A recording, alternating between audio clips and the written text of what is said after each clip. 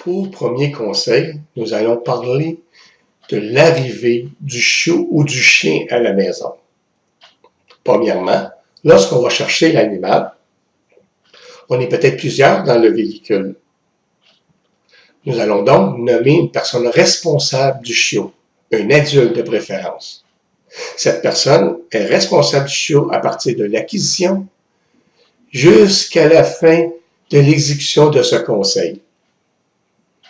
Lorsqu'on arrive à la maison, tous et chacun devraient aller s'asseoir au salon. Enfants, adolescents et adultes. Parents, ne me dites pas que vos enfants ne sont pas assez obéissants pour vous obéir et vous écouter de rester assis calmement au salon.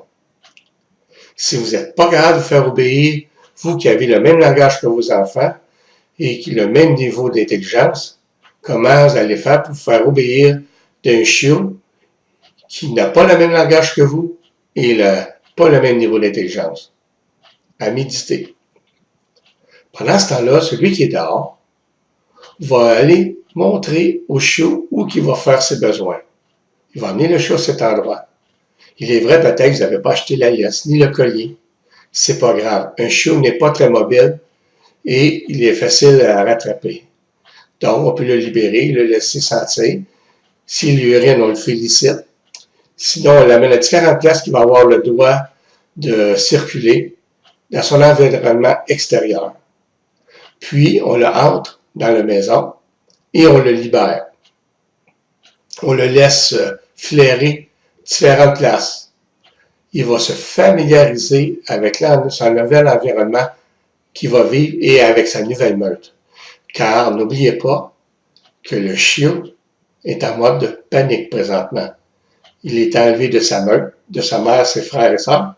On l'a transporté, on l'a amené à notre nouvelle résidence, à sa nouvelle résidence, notre résidence, et il arrive dans une nouvelle meute.